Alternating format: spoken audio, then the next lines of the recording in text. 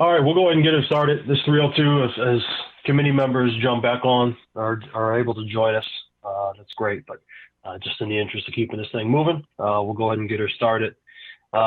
Just a quick reminder that we're all ultimately in this together, and so I'm looking forward, I think, to today being a really good conversation. Hopefully, a fulfilling one for everybody involved. Councilwoman Jewin wanted to just sort of start our meeting off with maybe a little bit of clarification and restating of the mission and the intent of the resolution. Thank you, Tavis. Appreciate that.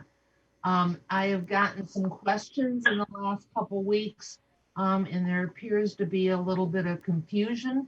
And so I wanted to just restate the resolution that I drafted and the council supported unanimously, just to make sure everyone's sure what's expected of us from the council. As part of the resolution, and I think you all got a copy of it, it says very clearly the membership to determine how to change the police department insignia. It's not if we're to change it, it is how.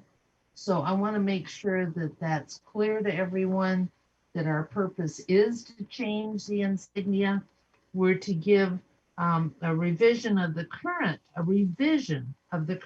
Griffin logo will be initially considered by the committee.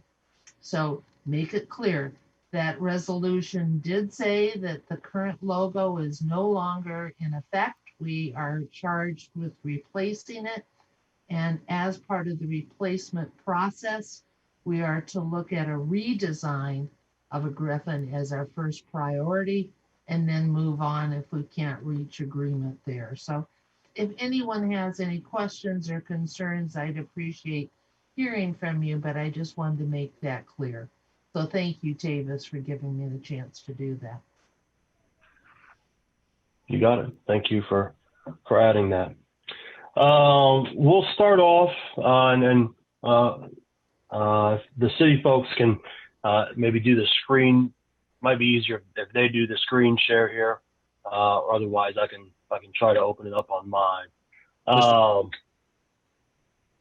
Go ahead.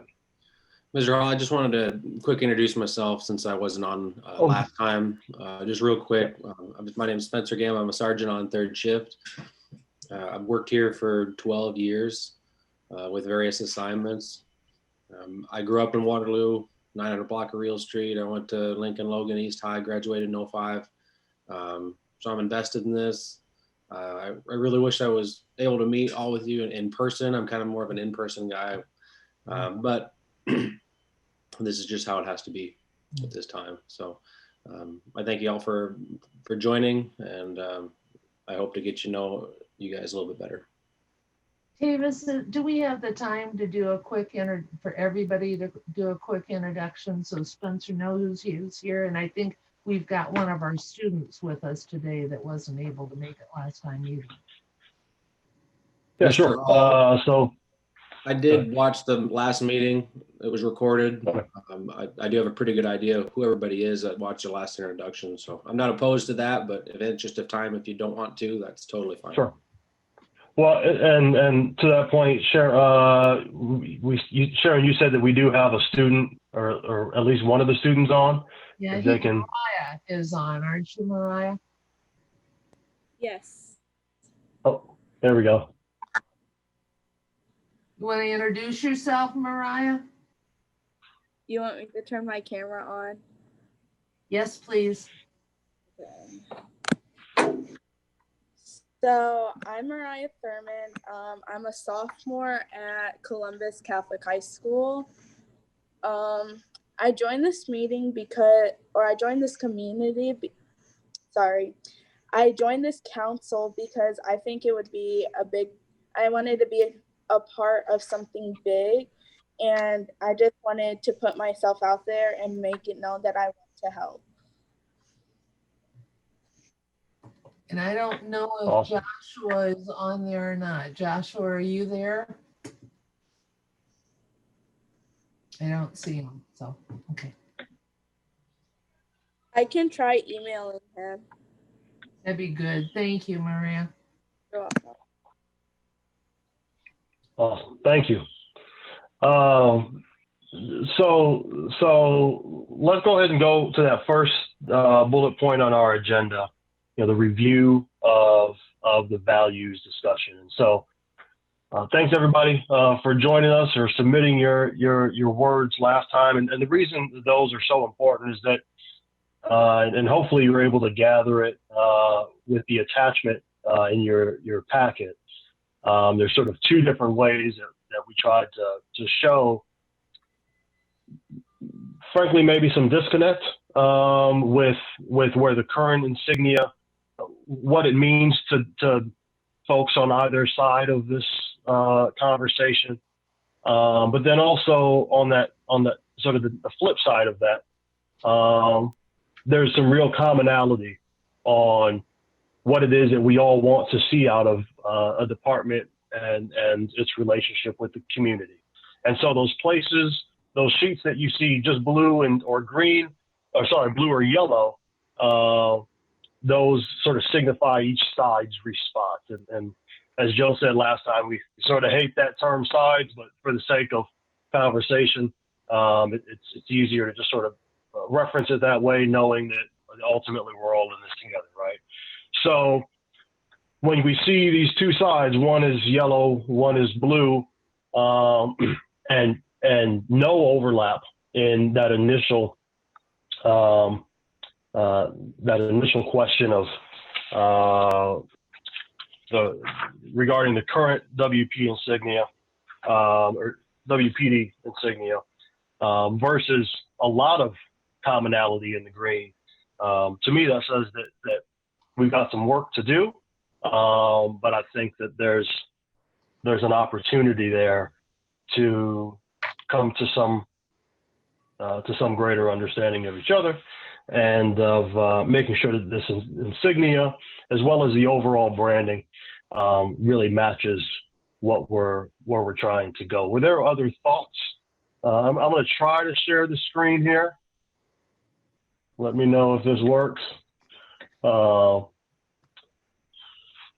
here's sort of that first image you'll see, right? There's no green there. There are some words that had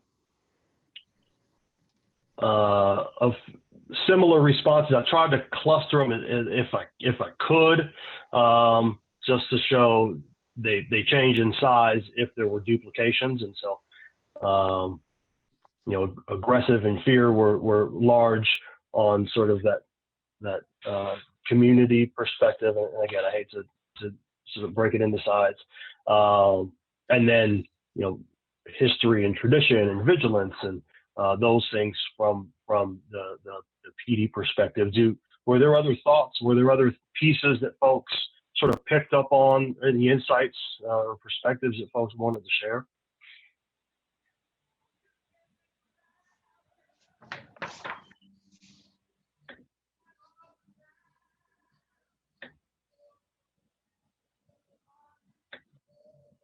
Don't all talk over each other at once.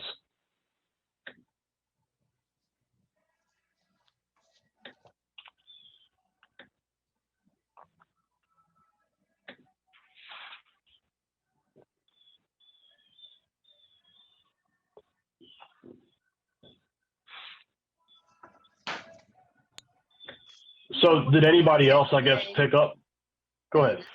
What I take away is from both sides, and again, not talking about the police per se, but talking about what the actual emblem represents, in the face of someone looking at it, and so again, they're looking at their jobs as being brave, committed, dedicated, you know what I'm saying? But that's their job.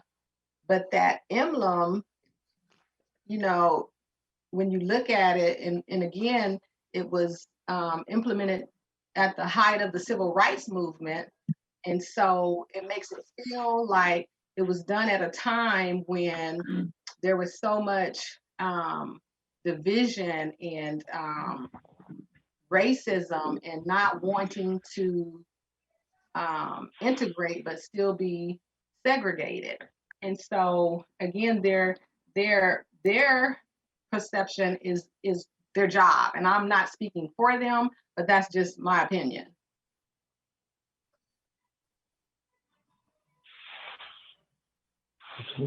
Thank you. Were there any other thoughts, maybe from either current or retired PD, sort of between the two different versions, right? The side that that first slide that doesn't have any green on it, contrast it with that second slide that has quite a bit of green, representing some commonality. Any thoughts, any perspectives? Davis, I think I'll just chime in for a second and kind of echo off what LaTanya talked about with it being our jobs. For most people that work here, it's really not a job. It's more of a calling or a dedication to service. And I think it's important, you know, the biggest green word on the sheet is service. And I think we all agree that that's what we're here to do. And if it was a job, most of us would probably go do a different one some days. So I think it's important to realize most people that do this work don't do it as a job. It's not something that, you know, it's not something they do Monday through Friday, 8 to 5 and check out and go home. They do it from home. They do it at the grocery store. They're constantly working. It's just their state of being. Yeah. I'm Cliff Coffin. Can you hear me? We got you. Gotcha. Okay. I have to kind of echo what Joe said. This is not a job. No way is it a job to any of the officers who have and are serving. Once you put that uniform on, even with the Griffin that they so proudly wear, it's more of a just a uniform. It's a symbol. And again, I know that we've gone through this, but of all of the attributes and connections with this Griffin, it's more of the protection and the respect and the service and you know, I know that there's the fear factor in here and geez, I'm sorry, I don't get where that's coming from. I can honestly say in my career I never had it. It's out there. I know it is. I don't believe, I truly in my heart do not believe that that's a major factor with the Griffin. But again, it's a symbol that men and women wear proudly, very proudly. And again, we have never ever heard it being called anything but a Griffin. No dragon, no KKK, no nothing like that until just recently when this first came up. So thank you for listening. Okay. Well, I just want to reiterate, when I said job, I'm speaking in regards to career. So I didn't mean job literally, to make that clear, because I'm passionate about my job, the current position I work in, but it is my job. So let's just straighten that out. I know it's not just a job, because what I do is not just a job, but it's the work I do when I interact with the young people I work with on a regular basis. And I have a passion to do that. So when you're passionate about what you do, it's not a job. And then the other thing, you said you haven't heard anything until recently, but it's been brought up for many years. I've been a community activist for 25 years. And so I know for at least 25 years, it's been brought up. The activists before me, such as Mrs. Willie Mae Wright and Anna Mae Weems, you know, I was younger. So when I even spoke with them, they said that, you know, they brought it up. So okay. I was young and I would know that, but I know for me, it's been 25 years. And I agree, LaTanya, I've been here 68 of my 68 years. And there has been a problem with the police relations. We've done everything we can. When I was working, every year we had training, every year. And it was never against, it was never about the Griffin. It was just about the police in general.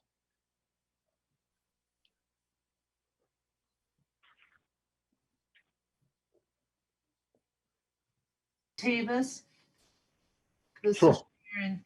Can I just point out, in case anybody missed it, attached to the notice of the meeting with the agenda and all that, if you went down a little bit, there is an article about the Griffin.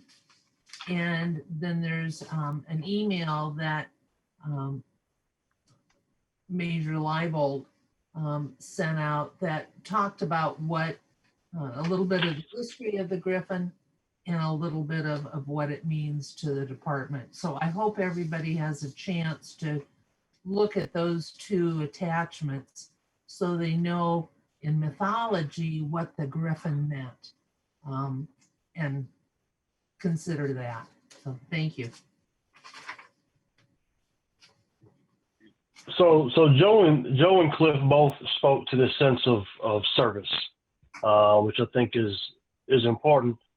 I think one question to ask folks specifically who've served on the force or are serving on the force is do you see the disconnect?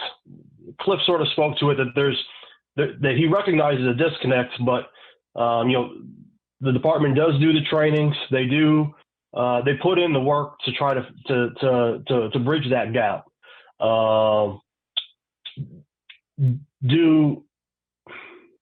And LaTanya spoke to sort of the history of this being the design of the Griffin really being sort of a point of contention, whether always expressed or not. And I would suspect, Cliff, in your years of service, you probably didn't hear it, right? Because so many of the conversations that LaTanya and the folks before LaTanya, like Willie Mae and Anna Mae Weems and Joy Lowe, those folks were going typically up to the police chief, if I recall from the conversations that I've had, right? And so I think it's important to point out that while folks have found offense, while folks have found offense to the design of the Griffin, that is not to say, and is because of its perceived racial ties. That is not to say that those who wear the badge and wear that Griffin, that those folks automatically said that they are automatically racist, right? That they're tied to the Klan. But what it does say is that there is perhaps a disconnect as we go through the trainings and as we go through the community conversations. If we're not hearing, frankly, Black thought, if we're not giving weight to folks' honest concerns, and I think everybody here comes to this from a place of honesty. But are we really getting to a point where where the department can serve, where the community can serve itself, right? The broader community wants to be safe, and we recognize we can't achieve safety without public safety. That we need a police department that is working with the community. But this insignia has served as a sense of division for quite a while. For I think it was 58 years. So I guess as we get to this concept of redesigning the Griffin, to me, there's sort of two questions to ask. As Sharon stated, there's going to be a redesign. There's going to be a new brand of the department. I think it's important for folks who aren't as tied with the department to hear from folks who are currently in the department or retired about why a Griffin recognizing that the current Griffin isn't going to be adopted. But why a Griffin is important, if indeed it is important, or if we aren't going to use the current Griffin, is the attachment to the concept of a Griffin, or is the attachment to the current design of a Griffin? I'd love to hear some perspective from the committee members there. Mr. Hall. Spence. Yeah. Spencer Gann here. So, the officers that I work with and that I have worked with over the years, we proudly wear the Griffin to every call that we go to, regardless of race, religion, sexual orientation. We're going to run in no matter what. I am under the understanding this design will change. I understand that. The officers that I've talked to do really like the Griffin and would like to keep the Griffin in some way. The concerns that I've listened to watching the city council meeting on this, when this was voted on, the concerns that I've listened to on this meeting, it really has to do more with the perception, the artistic presentation of it, perhaps the color scheme. I would hate to throw the baby out with the bathwater on this and scrap the Griffin altogether. I really think we would reach common ground if we could keep the Griffin, change the artistic presentation and the color scheme of it, present respect and service as shared value words, and incorporate that in there somehow. It seems to be very reasonable to me to see that as a possibility. Thank you. I'll echo that just real quick. And I'm sure some of you probably have read the President's 21st Century Guide to Policing, and the word in there is guardian. And a Griffin was guardians at Egyptian tombs. It served as a guardian throughout time. I think it actually is a timely reminder of the guardian that still has ties to history. And I think it's important to recognize that. We do see ourselves as guardians of the community, and that's something that I think we strive to be. So yeah, the Griffin's important. We like Spencer Gann said, we realize it's changing, but a redesign, a redraw, a revisioning of it, I think we can still come to some accord on that topic. Now, I can't speak for the community members, but I think that's something we should at least consider.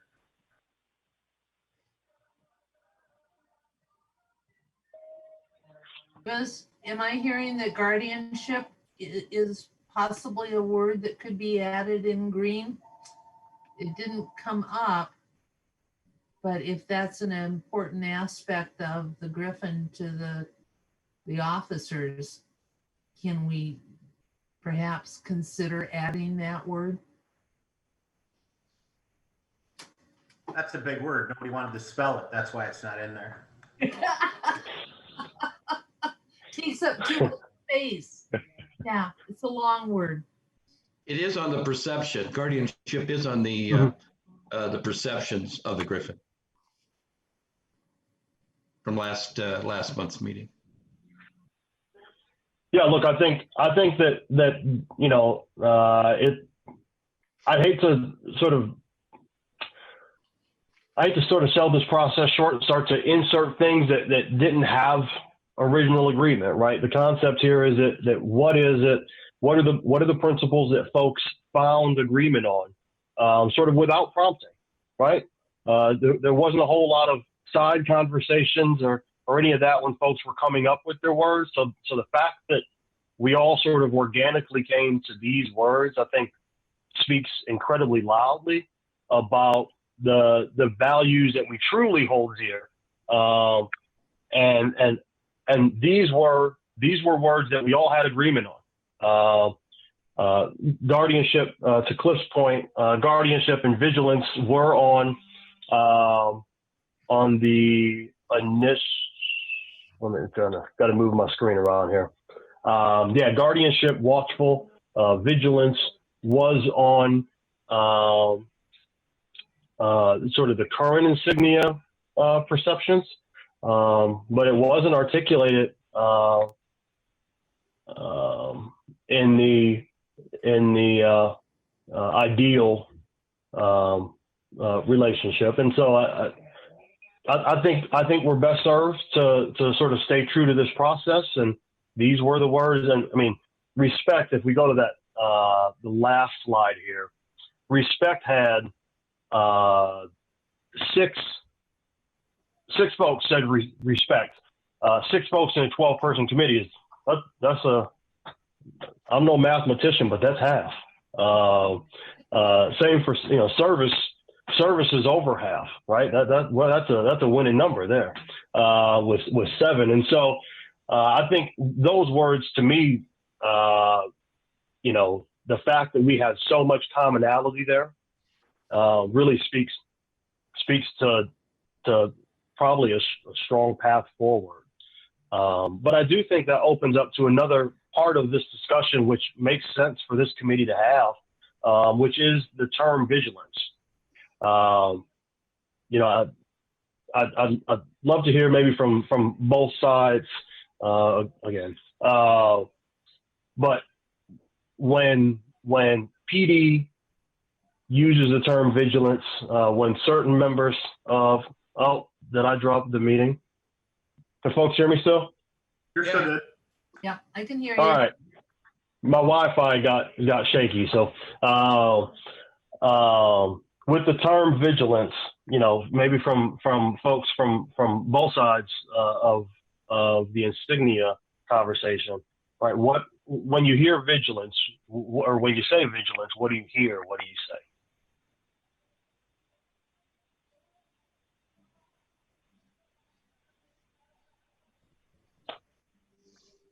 But Tavis, vigilance isn't on that shared sheet either. Correct. So Correct. But it's currently on our cards, and it's a word that's sort of used in the department. And so as we look towards a rebrand, right, I just want to make sure that we have a conversation about verbiage, not just the design, the straight design here, right? When we talk about branding, it is it's also the words that we use to describe the department.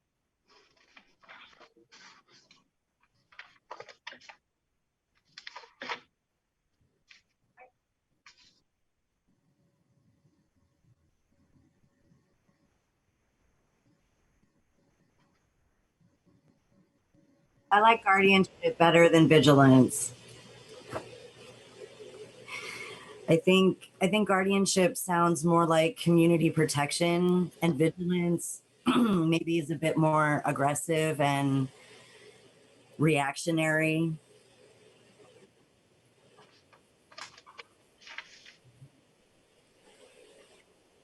I'm sorry, can you explain why you feel it's aggressive and reactionary? Vigilance. Because it's on the current patch, or what reason would you feel that it's aggressive? No, just comparing the two words, right? Guardianship is like making sure everything is okay. Vigilance is almost always being just ready for an emergency, like a high state in a sense. Actually, when we were giving these words on the last page last month, I didn't believe that we were actually setting up what was going to go on the next patch. I thought it was how we felt we needed to bond a community relationship between the community and the police department, not to use that as a design for our patch. Absolutely. When I look at the response sheet and I look at the 4 words that were used the most, there's quite a division there between aggression and fear and history and tradition. So I think what we really want to do, since all of our values seem to align so well, is just to make sure that that's duplicated in the image. The ideas that we want to give over are actually received in the same way by the community that we work with. Duplication. And when it comes to the image, like right now, there just isn't duplication between what you guys want to represent, but what the community perceives. So when I think about the language going forward, if we could soften the language a little bit, it might help bridge those gaps. That's all. And could I interject? Because I agree with Aaron. I've heard from a lot of people that vigilance, a derivative of that is vigilante. And that has a different meaning to a lot of different people and is more aggressive. And so maybe vigilance isn't the word we all could all agree to, but maybe guardianship is. That needs to be more fully discussed. Cliff, you started to say something, I think. No, I'm sorry. No, I Okay. did not. Yeah. A mistake. Okay, Can you guys hear me at all? It's Rhonda. we got you. Okay, because I'm sorry, I apologize. I couldn't get my laptop going. I just got off of work, so I missed the first few minutes. But I know we're talking about, you guys are definitely, sounds like you're rebranding, but I know you guys may have already talked about it when you gave the example of what a griffin is. I mean, if you look a lot at our patches, it kind of is pretty similar. And I guess we were just going to kind of soften it up. And I thought that's what we talked about at the city council meeting, is just soften up that griffin. That's an eagle and a lion, which we all agree on, that's what we want to do. And even the saying, it says it's part eagle and part lion, is for incredible strength and protecting and zero tolerancy. But, we're just trying to keep the people safe. And I know it says vigilance on our patch. And if now I guess we're talking about changing that as well. Is that what's going on? Yeah, well, this is a rebrand committee, right? And so that rebrand it's the patch, it's what's on a car, it's all of those things. And so I think the point in bringing up the conversation specifically about the term vigilance is, what words do we want to use to describe the department that we want to see? And so, where we have these words of commonality, where we've got respect and service, and we don't have commonality with the term vigilance, if our intent is to bridge the divide, words do have importance. Words have meaning. Words have power, as does imagery, as does symbolism. And this is an opportunity for our community to make sure that we come together, not sort of the council is, and Rhonda, I think you just missed it when when we started the meeting, Sharon spoke of, that this committee is established not to determine if to change the Griffin or the current insignia, but it is to determine how. And its first intention, or its first instruction, is to consider a Griffin, but it is not ultimately limited to that. It's simply the first that we'll consider, right? And so, I think having a conversation about what merits we really want to see reflected in the design, what words we want to use as we rebrand. Like I said, they called it the rebrand committee, not the Griffin committee. I think that was the Griffin committee might have been a subtitle, but it really it's how do we implement a new brand for the department and ultimately for the community that it serves. This is Tim Hurley. I'll just go on record stating that I am disturbed at present about the word vigilance, about changing it. We all know that the PD has historically been very, very proud of that symbol. They've said it much more with heart than I ever could, but I didn't think, I was just looking real quickly at the whereases and whereases from the council motion. It specifically talks about the insignia, and it specifically talks about the mission of the police department, which includes the word vigilance. It comes from a Latin word, vigil. It's like the apostles after the Last Supper. They were put on watch. By golly, that's what I want my police department to do. If I'm going to be paying the tax dollars and they're taking up a huge chunk of the general fund, I by God want them vigilant. That's their job. And I think it's just picking a little too finely, in my opinion. I can be talked out of it, but vigilance is maintaining attention and alertness. Isn't that what we want? Isn't that something proud to say about our police department and they say about themselves? So I would just say, let's concentrate on the griffin and softening it up and leave vigilance alone. Just my thoughts. I would You also have to take into account the community, and the current image does not look like an ego. So if the griffin actually is an ego in a lion, this current image does not look like an ego in a lion. And if you were honest with yourselves, you would agree to that. And if people, you have to understand, people are going to feel the way they feel.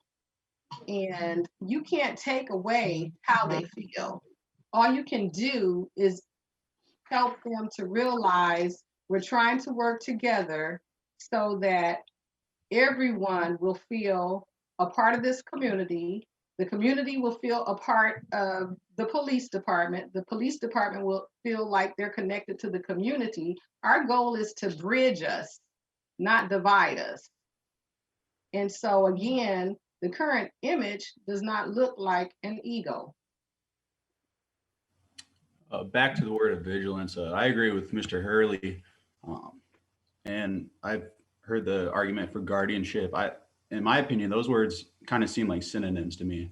I haven't looked up the actual definitions of them, but the same kind of mindset comes to my mind when I think of those two words. I agree with Mr. Hurley. I think changing vigilance would be a little nitpicky. I think it's a great word to describe the police department. Being on watch. I still think it represents protecting the people, being there, ready to stand up against evil. Those are kind of some things that come to my mind. As far as it being a hostile word or a word that I forget how Aaron worded it, but kind of, I think ignoring the actual definition of the word and going off of how you feel when you hear it is a kind of a slippery slope. I'm not ignoring the definition at all. I couldn't agree. The word is a part of the design and it is up for discussion. And, it's not when I say to me, I'm making up a definition, I'm just explaining my understanding of the definition, which Right. is always a state of high arousal. It's always a state of looking for danger. And yes, that is a huge part of your job, but from the community perspective, that's also a bit scary for us, right? And that's why I think maybe softening it a bit with guardianship can give the same idea. Like you said, it's absolutely. Right. It sounds like synonym, right? Right, but it's just less violent. Okay. Well, looking for danger and being violent, in the sense of vigilance, looking for danger in order to protect the community and stand up for the community, ridding the community of danger. Those are some things I think of when I hear vigilance, and not going out looking for trouble. It sounds like that's kind of what you were implying. Looking for danger. High arousal, that when we're always in this state of looking for danger, there's tunnel vision, there's fear that comes in places where maybe it shouldn't, and Okay. It's like the word is a part of the image as much as the griffin image is. And I know you guys are resistant to the change, and we totally get that. And for us, we're just talking about an image. We're not talking about the police force. You guys are amazing. Yeah, no, I understand completely. Right, Yeah, right. We have to start taking the steps to separate out our ideas from the police versus this image, right? Yep. Start that process of disassociating. Yep. And I like I said, I was strictly going off of the word vigilance, what I think it means. I don't think it's a hostile word. I think if you read the definition and compare it to guardianship, I think they're pretty alike. Let's just look it up then, if that's what it comes down to. Well, Marcus, Well, I would just add that while I mean I think this is a great conversation. I'm really glad that we're having it. Right. I also think that there's an opportunity. This exercise, going through this process, which we all knew wasn't going to be an easy one. There was going to be some disagreement, and I'm glad that we're having it. For me, if we're going to add words with the insignia, it would make sense that we would add words of commonality, and not words.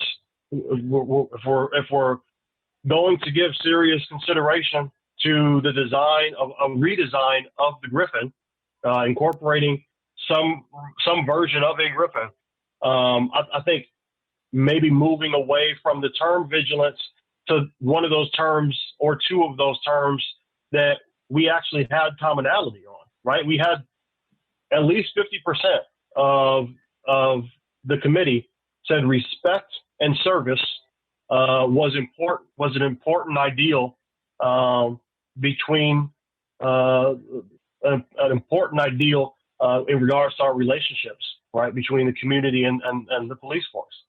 To me, though, it makes more sense, I guess, to instead of sort of splitting hairs between vigilance and guardianship, neither word had commonality when we talk about our ideal relationships. To speak specific, to quote the values that we explicitly expressed, which is respect, service. As I look through this list, there is protection, which is a form of certainly guardianship. There's maybe an extension there. Understanding is one. So, but there are the two words that had the most agreement was respect and service. And to me, if we're going to go through, frankly, the trouble of switching stuff up, let's make it meaningful. Let's make sure that the design and the words that we use to describe the department and its relationship with the city are values that we all want to see, versus sort of splitting hairs on a word that, frankly, we didn't have commonality in the first place.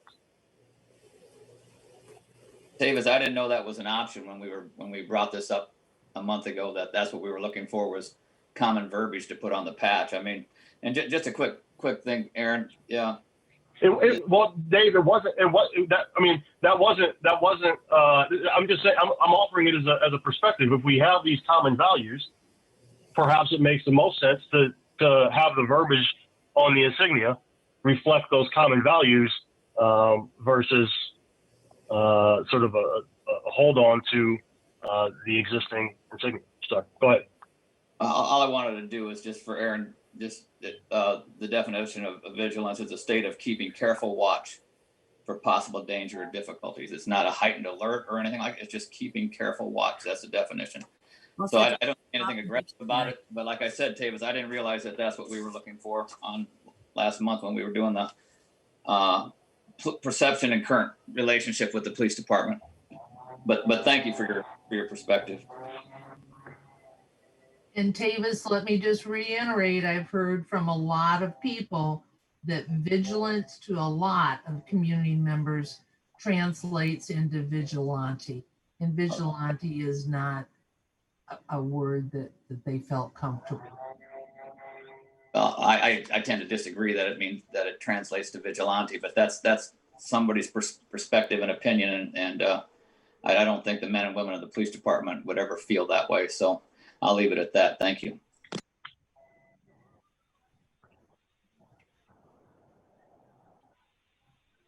So we've got, and look, we're going to get all sorts of designs. We're going to get all sorts of verbiage. We're going to get all sorts of everything, right?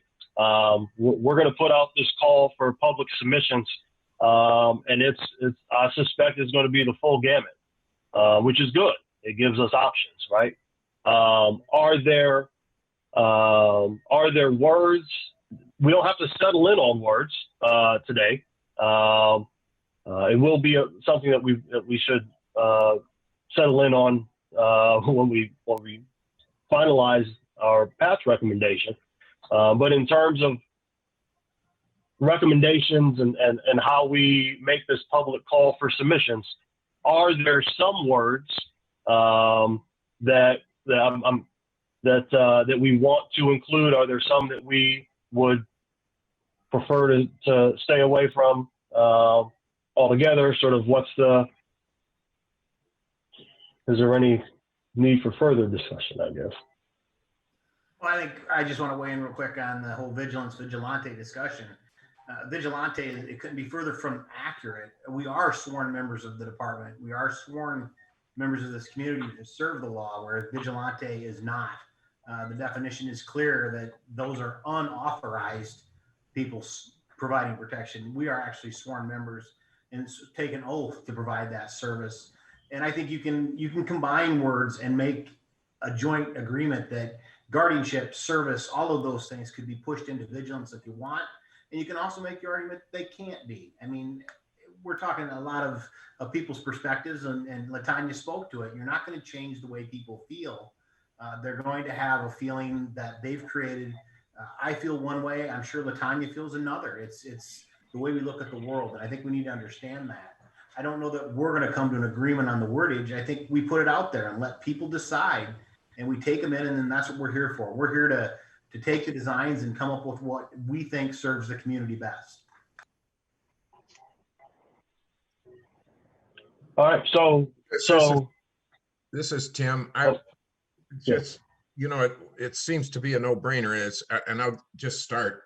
If it's words that we want to pass along to the public that for a conception or for usage, to me, it's respect, service, and vigilance. And I keep vigilance in there because LaTanya talked about this group creating the bridge. And if we're going to take away the Griffin, even if we modify it, that's a big give on the part of the PD and the city. And I think vigilance should stay on the table as another pier in that bridge that we maintain. Tim, sorry, go ahead. I'm done. So, I'll just share with you that I can tell you from conversations that I've had, because I'm sure, like all of you, right? Folks know that you're on the committee, and we can't escape it. If we go to Red Lobster, if we go to anywhere, there's a chat about this thing, right? That the concession, that the concept of a concession on any inclusion of Griffin is not universally adopted. I think it takes an amount of give on the side of folks who on sort of that other side, community side, for folks to really give any version of a Griffin a shot. So there are some folks who just want straight up change. I think that so I just wanted to say that, right? That I don't know that. And we'll have to see what designs come back and where we go here in January. But I just wanted to make sure that we articulated that the sacrifice here on the modification of a Griffin would be a mutual sacrifice if that's where we settle. Because I do know there are a number of folks who will voice frustrations, frankly, with whatever it is that we settle in on.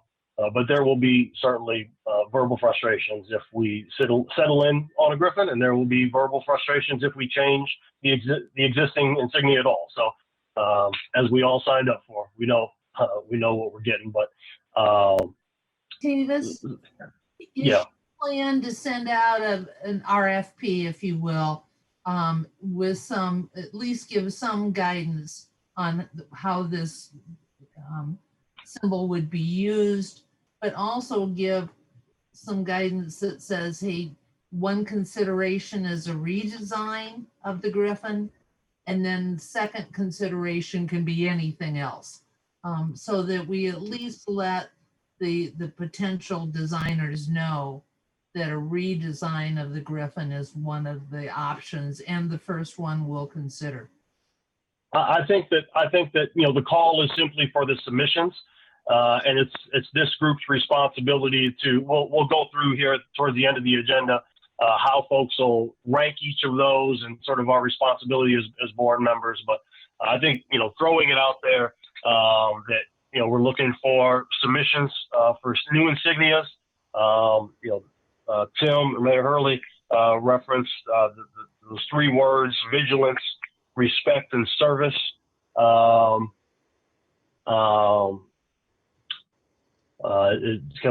we have some agreement that those would be 3 words that we would sort of open up or make recommendation or suggestion to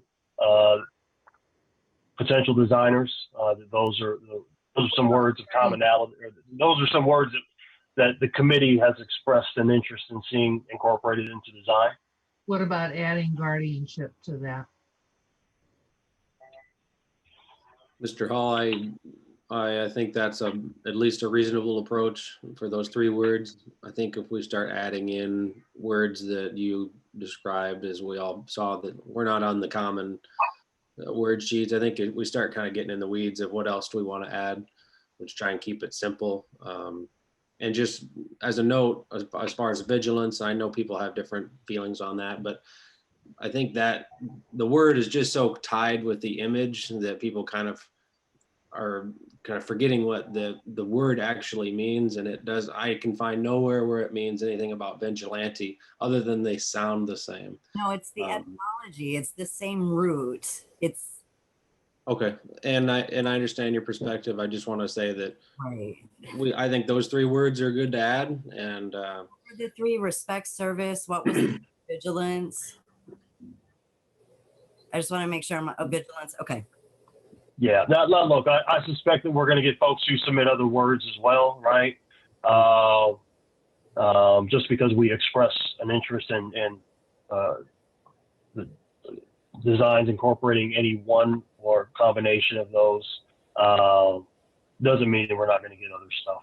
So we'll keep this moving because we want to sort of try to keep this on track.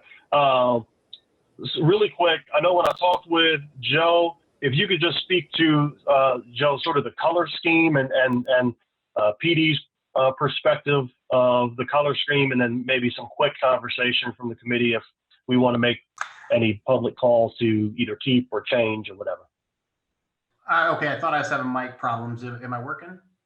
Yeah. You're good. Good. My mic came up bad, so I was trying to fix that in the background. I think the color scheme, the one thing that I noticed from a color scheme perspective, and our color scheme's unique. If you compare us to other patches of the blue and the yellows, and they're very standard, our color scheme's unique. And I'm sure it wasn't, and maybe it was a consideration when they designed the patch.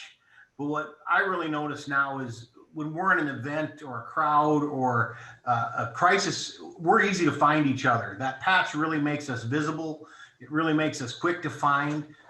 Even me looking for another officer in a crowd, or even a citizen looking for an officer on the street, that patch makes us, the color scheme makes us easy to find. Not saying that it can't be altered or changed or redesigned. I think as we do that, we just need to be cognizant of the fact. I mean, I don't want it, gray and black where you can't pick it out in a group or a crowd. I want it to be something that, the design of the car is designed for a reason. It's designed so as traffic sees it, slows down, reflects. The patch kind of does the same thing. And I don't know if it was ever intended, but now that we've been using body cameras and car cameras, it's really become evident. You can really, and I'll use the most recent incident up on 4th Street as an example. When we're watching video of that, you can really see the officers moving in the crowd. It's easy to pick out. They're easy to find. And I think that's something as a design, we need to keep in mind that the patch doesn't just serve as a symbol. It's actually a piece of safety equipment the officers wear. And I think we need to keep that in our forefront of our mind, is the safety of these officers. What color are your uniforms? Are they black or navy? They're LAPD blue is the technical color. Is that like a Pantone color? But LAPD patented it, so it's LAPD blue. Okay, great. Okay, so it's like almost like a navy, then a really dark blue. Dark blue. Okay.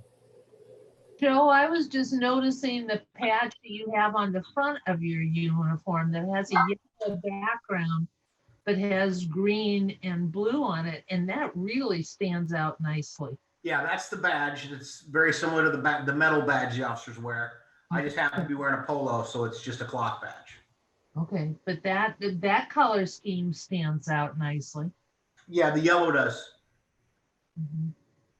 Yeah, I'm not saying the color scheme's set in stone. I just want to make sure the people designing it, because the blackout trucks and the gray colors are all real big right now. And if an artist designs something that's so dark we can't see it in a crowd, I'm concerned of what it does. And I won't speak, there's Spencer and Marcus and Rhonda are far more in crowds than I am, but I think, they'll have their own opinions, but I think that's important. I agree with Quick Joe. question. Hold on. Go I ahead, agree, Lenny. I agree with Joe because I work hockey games and there's only 2 officers that watch over the crowd. And if they need something, if it's medical, if it's somebody might be causing problems, me being short, they can find me and no problem. I mean, because of that patch, because of that red griffin. I mean, we're easy to spot out in the crowd, even for the workers at Young Arena and everywhere else that any officers work. I've been told we're easy to find with that bright red griffin. Quick question. Sharon had pointed out that there's a yellow patch, Joe, on your uniform. There's your patched badge, right? Do you think it's the yellow background? Is that the thing that we want to make sure that we specify, that whatever it is, we want to keep that yellow background, or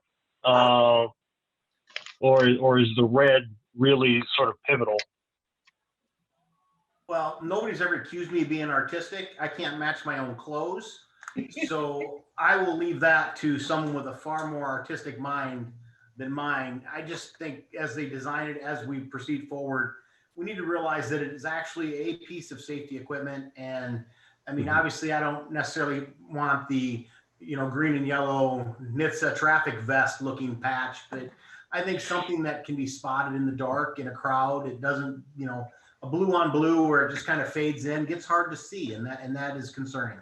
Joe, this is Tim Hurley. If I could speak to that with some, collected wisdom. For 20 years, I was in charge of coatings at Deere for the John Deere green, the John Deere yellow, and the black. Also, when I decided to run for mayor back in 2003, whenever, there was a book out, actually, the title was "So You Want to Be Mayor?" And it gave practical suggestions on things like door-to-door and voter lists and stuff. But on yard signs, it said doing like red on white or black on white or whatever, that's just worthless. The most dynamic combination of colors, because you can see them in the early morning light and in the evening light, is a navy blue or an LA blue coupled with a bright yellow. And John Deere at one time, that color of green is at 550 nanometers wavelength. And that is the part of the human spectrum that is most sensitive to color changes and hue. And they guarded that. When we had to go to lead-free paints, we had the option of drifting away to cheaper paints, but they spent tens of millions of dollars keeping John Deere green, but they were more protective and trademarky about the John Deere Ag yellow. Why? Because you can't tell a red tractor from an orange tractor, from a blue tractor, from a green tractor when it's a half a mile away on a ridge, but you can see the yellow. So I would say absolutely keep the yellow and consider whatever kind of a symbol. The red is fine, but it's always startled me. It just doesn't match. It just doesn't fit up with every other color you got on. So keep the yellow for sure, the bright yellow, because that's what people see at the hockey game. And that's what you're picking up on the tapes up on East 4th Street. So the other thing would be to, if we could, is to match it with blue. My 2 cents. I have never heard the word nanometers wavelength, and I never thought I was going to hear it today, but thank you. That's awesome. Does that work for everyone if we say, the yellow background is a must? Yeah, I think we don't have to say that we don't want red or we don't want blue or we don't want this or that, but am I hearing that the yellow is just because of the way it pops off of that LAPD blue? Am I hearing that right? I don't think I'd restrict them. I think I just, because Tim speaks eloquently to the colors of paint, way more than probably most of us, but I know there's artists that probably have as much or a similar knowledge. I don't know that I'd restrict the color scheme. I think let's see what they bring in. Okay. Tavis, I might add, though, I think a good point was made by Rhonda that it needs to be something that pops, something that people can see from a distance. And it is, Joe says, it's a piece of safety equipment. So I think adding. And look, we may get to a point where the design that is submitted, might be the right shape and the right line, but maybe the colors aren't exactly right, and so we may have to make some changes there, some adjustments. I think this committee would reserve that right, just to make sure that, to Joe's point and everyone's point, that making sure that it stands out in the crowd, that it is a safety feature, really. All right, really quickly, insignia, inventory and cost estimates. Joe, if you want to sort of, you can. Oh, sorry, go ahead, Aaron. Considerations that I'm making a list of the artistic considerations that we can put in the submission form for artists. Is there anything else from the police that, that you'd really like to have? Is there any other considerations as far as artistic license? Do the artists need to know anything else? Is there anything else you'd like to have worked in?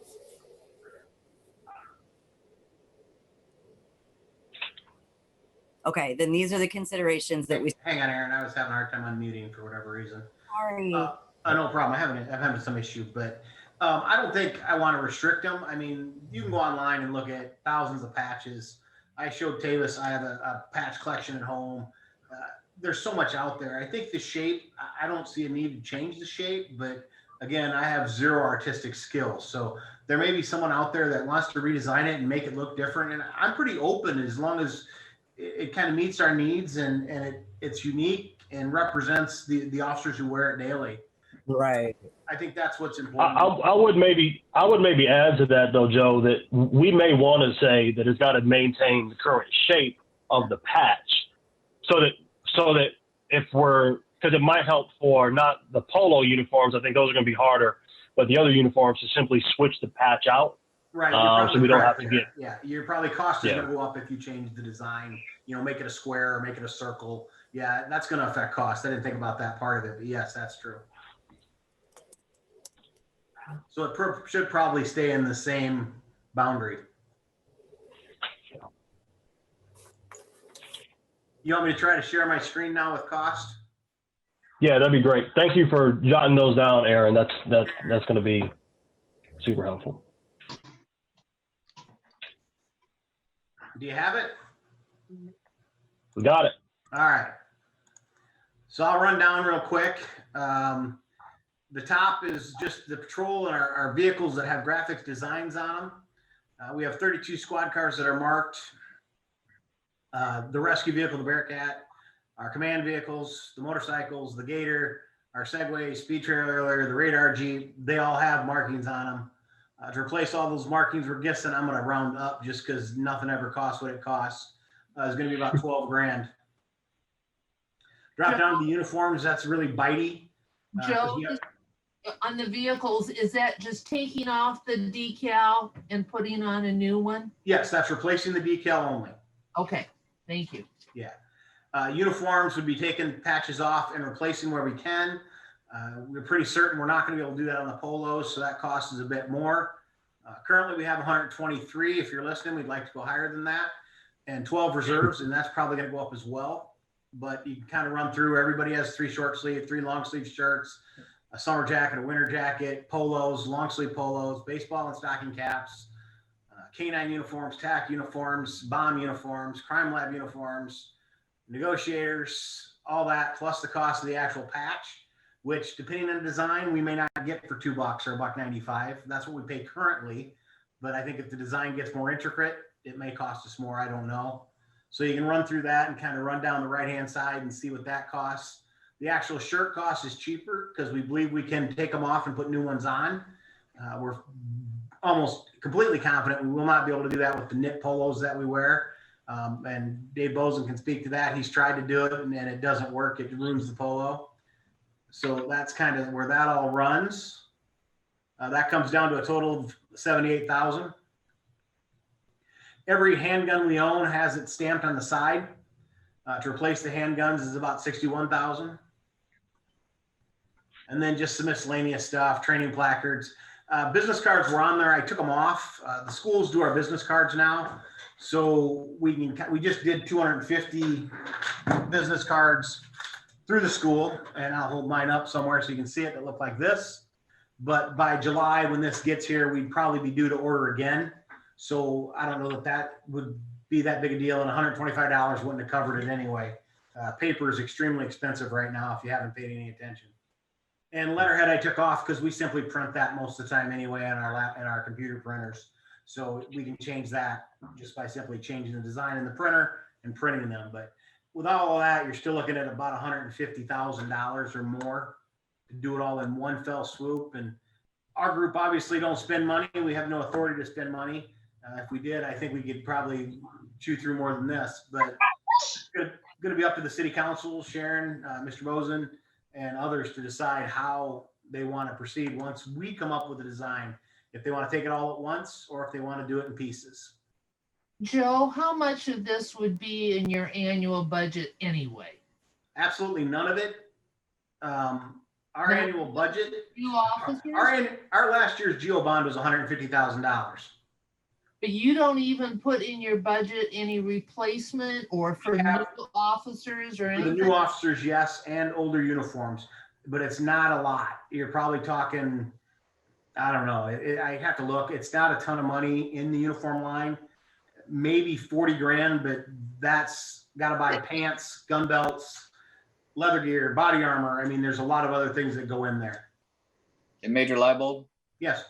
Yeah, when I was in the quartermaster, and it was like $22,000 for uniforms, but you know, you'd spend $3,000 outfitting a new officer, you know, and that doesn't really get into your leather goods and everything else. So there's not a lot of push in what you have, at least in the uniform line item. This is Tim Hurley again. I was just wondering, as a, well, not a rhetorical question, again, just throwing it out there. I certainly see the vehicles and the uniforms once we come up with a new design. Are the weapons, the duty weapons, a high priority in people's minds? I mean, most of the time they're holstered. I mean, most of the time, unless you're out at the shooting range, out of the public eye.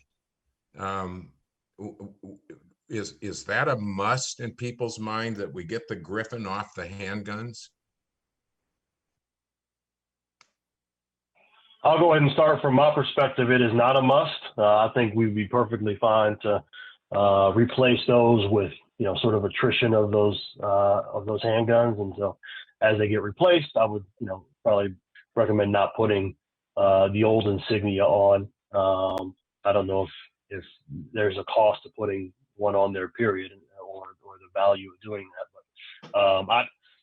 But ultimately, I think that's a council decision on whether they want to invest in the replacement. But from our perspective, in terms of you know, what I'd like to see, that's real far down on the list of importance. Council members, as a But that's- tax-paying citizen and one familiar with what it's like to put a budget together, I'd say that's a low priority, please. I'm gonna disagree with that for a minute. Dave, go As ahead, a Joe. person who sat through civil lawsuits where they try to bring up anything they can to show the officer did wrong, I guarantee you that will be the first piece they bring up, is that symbol was removed from everywhere, but now it's still on the firearm that shot my client. And if we get involved in an officer involved shooting, that to me is going to be a piece that will make $150,000 seem cheap. And I think to me, that's the first part. If you're going to do it, to me, that's the biggest from a civil liability standpoint. That's the biggest. I understand it's not seen by the community. It's not visible, but to me, that is it's dangerous to leave it if you remove it everywhere else. I withdraw my argument. Very well. Very good point. Yeah, Joe, I concur, because that was what I was going to say, is that that'd be the first thing that we brought up in a civil suit, and that they were shot with a gun that had a perceived negative hate sign, or whatever you perceive it as. So it has to be factored into the budget. Just wondering, and I'm not trying to start anything here, but considering this has been a point of conversation for 58 years, do we know that in any lawsuit previously where folks have filed against the department due to being shot, has that been an argument that's been used against the department thus far that anybody knows of? I'm going to go with no. However, it wasn't widely known either. Not a lot of people knew it was there, and now people do.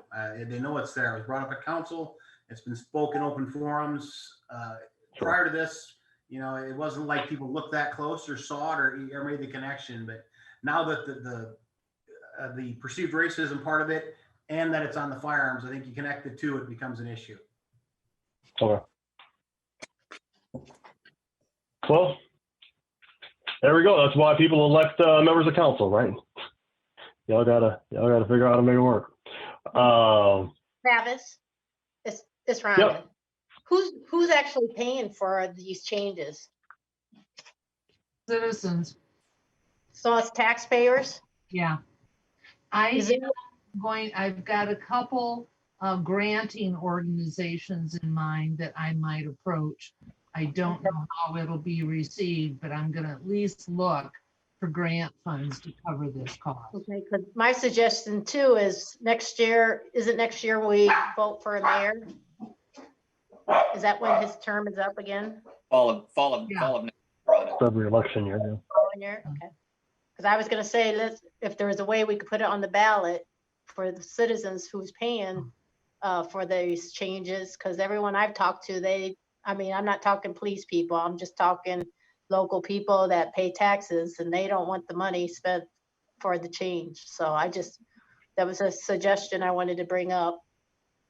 I'm gonna look at other options, Rhonda, but I would say that putting it on the ballot right now, the timing might be bad, because I think there's other much larger items that might need to go on a referendum instead, and I don't think we'd want to do both. So I don't know that the timing would be good for a referendum, so I'm gonna definitely look to see if there's other funding sources. Ultimately, the task of this committee is to outline the expense, get that to city council, and they can sort of make whatever determinations of path forward that they need to. So I don't know that we need to sort of figure out for them how to pay for it. Like I said, that's why they collect votes. So real quick, on just to be respectful of folks' time, the process to make the call for public submissions of the design. Our goal is to have these submitted to the contact@waterloo-ia.org, to have that submitted by December 26th. So the day after Christmas. That will allow us to get those all sort of bundled into a form for committee members to look through and score. And so I believe, Joe, we said last time that those designs that were previously submitted, we would just include those in. So folks don't necessarily have to resubmit those designs. With that said, if they have them, it might be, unless you've got sort of some notes on each of those patches with regards to who they came from, so that if we're able to settle in on a design, we can reach out to the artist. I don't know what you've got there for contact information from those previously submitted patches. Well, that's a good question, because we started, Chief Fitzgerald started this a while back, and they started gathering them, and I shared that with you. You should be able to see them, what I have. And then I've got some others in paper form, but I'll have to look and see what we have for design contacts. But I think we can certainly incorporate these, but I think we need to encourage people, if they've already submitted them, to submit again, to get them in. And so we get their names and make sure they're right. So, yeah. And Okay. I add, if I could, Tavis, if committee members have a design that they know of or like, that they'd be encouraged to submit that as well. How are we gonna get it out? Or is it gonna be in the Courier? Do we have a design challenge? How do we get it out there? Well, the Courier and Keener no. are on this call. Wendy would put it out. Wendy, we have a communications staff person, Erin, that would know how to put this out. That's wonderful, because like the more people know about it, the more variety of designs we can get. It can be like a fun community kind of thing. It's going to be a dark winter, like let's look at some art. This could be really great. Yeah, We could have a contest. Yeah, contest could be fun. We could maybe feature them, like the winner, or they get to ride around in a cop car with Joe. I think Joe ought to give a ride around. Okay, Joe? They should probably ride with Marcus. I hear he's a better driver. But we could have some special recognition that Joe and Tavis could come up with. Well, I think we do need to do something. If we're not going to commission or pay for an artist's work, I think we need to do something to recognize, what they put into it and what it is. Because I think if you hired someone not working in the art world, I imagine this would be expensive. So, I agree. Absolutely. How flexible are we? This is Tim, or any flexibility at all on that December 26th due date? I mean, with you all know in your own lives, and then with Thanksgiving coming up and holidays, that's just around the corner. Are we flexible enough to push that into January or even early February? I think Tim, I think most designers are able to, get through in pretty quick, not quick order, but I think that's a doable timeline. We've some organizations that I deal with work. We send out RFPs within 2 weeks. We're expecting some work submitted back. So I think it's doable. There's not a ton of. I'm sorry, Travis. This isn't. Maybe my question is from misunderstanding. We're not just throwing this out to the general public and saying get your ideas in. We're going to professional artists, design studios, that sort of thing. No, this is out to the general public. We don't have becomes really costly, and obviously with 150,000 in implementation, as much as we can cut back on that expense of design, we'll at least take this route. If we can't find any agreement on any of these designs, then I guess we'll have to figure something out. We'll have to make a request to council. guys don't listen to that. But the first shot is to get public submissions. But I mean, most folks that are going to submit have some level of design background. Like we said, Joe's already got, I don't know how many there were, Joe, 20, 25 already submitted. So I suspect that we'll be able to have a decent number of these turned around. And the reason for my hesitation to do that is we've got to make sure that it is, I guess ultimately, our current patch is a 3-color design because it's got some verbiage on there. Actually, I think our current patch is a 4-color design because of the green. So making sure that, because that will adjust the patch cost, not a huge expense, but it's certainly an expense. So in order for us to get that over to council, I think it makes the most sense to try to keep to a timeline where we're able to settle in on. Our goal is to settle in on design by January.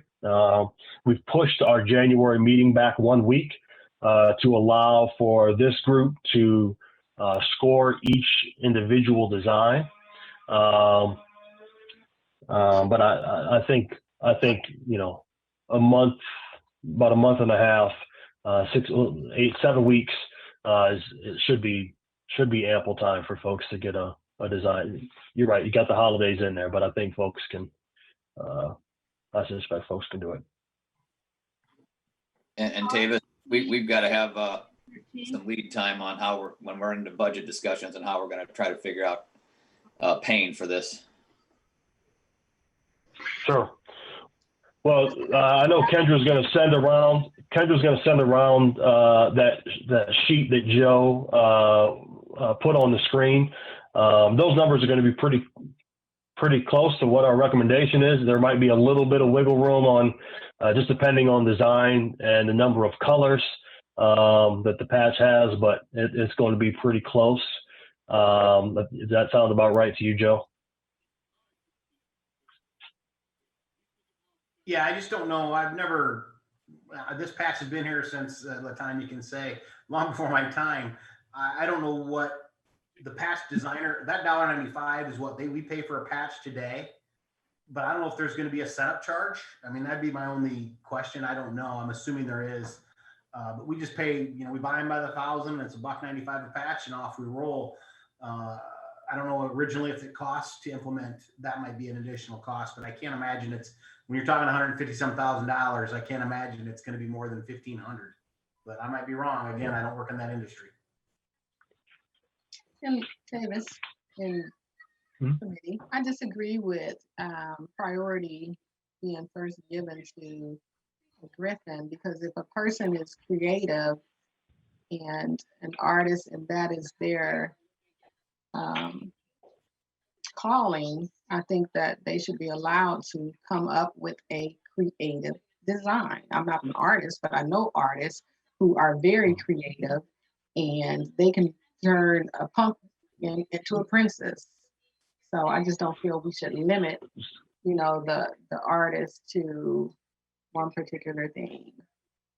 So Latanya, our process on this is going to be to call for all submissions,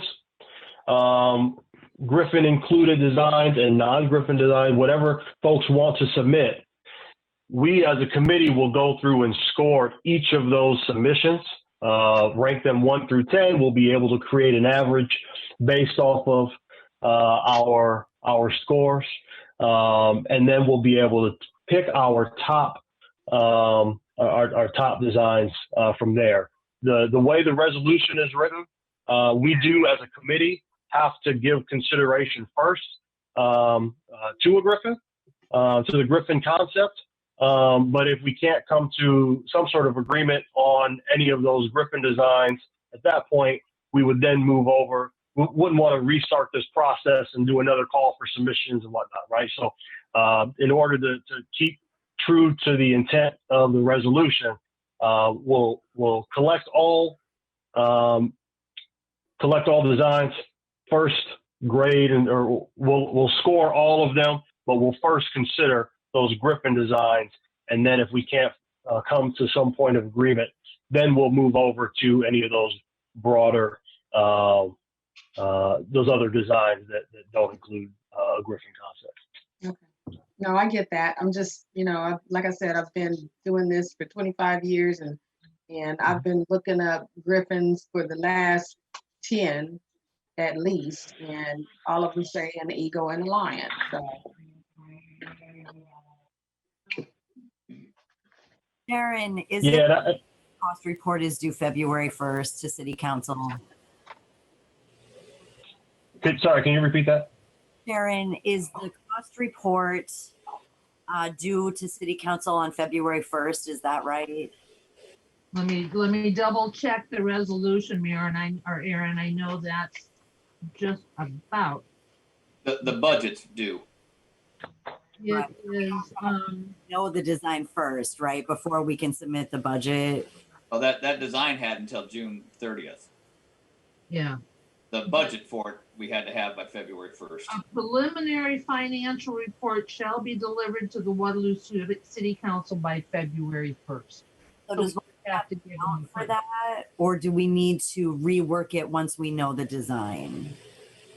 It's tough to rework when we have to have the budget certified by mid-March. Yeah. We've got to give them the estimate by February 1st. We might check with a graphic designer or a print shop to see if there is any setup fee or something to add to it. But I think what Joe has presented to us is probably a pretty comprehensive list that we would submit to City Council. I agree with LaTanya. I can't wait to be surprised by the submissions. It's like the only creative thing happening right now. Like, Yay. Only thing happening right now. Back into our life, Aaron. Yeah, I mean, Have your husband help us. He'll be good. well, if we can't come to an agreement, I was going to say we can just throw it over to the Waterloo Center for the Arts. There you go. We got it. Employees, they can get it done in a short amount of time if we don't like any of the submissions. That's, We or do- they could submit something as a citizen. Right. All right, so we're approaching an hour and a half. So just to sort of wrap everything up, we will. Our goal is we'll have our next meeting on January 13th. So we have the month of December off. You will all receive a link from me. It'll be on January 2nd, and the request is for you to have those scored by January 10th, so that we have time to sort of pull those together and get through them, get those scores compiled. Davis, could you also sure that the RFP that what goes out to the public, that we get a copy of that as well? I'm sorry, one more time. Whatever your RFP document is, could you send a copy of that to the committee as well when you send that out? Or when Wendy sends it out, or whoever does? Yeah, I'll make sure Wendy and Kendra get that sent around to everybody. Thank you. Yeah. Perfect. And then, yeah. Cool.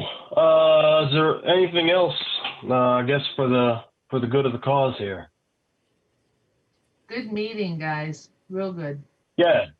Yeah. Like I said, we knew this wasn't all going to be 100% agreement, but I really do appreciate that it was, I think, constructive, and it was honest and frank, and I think we did some good work today. So I appreciate everybody. Have a great rest of the week, and stay safe out there. Go wash your hands. And have a nice Thanksgiving.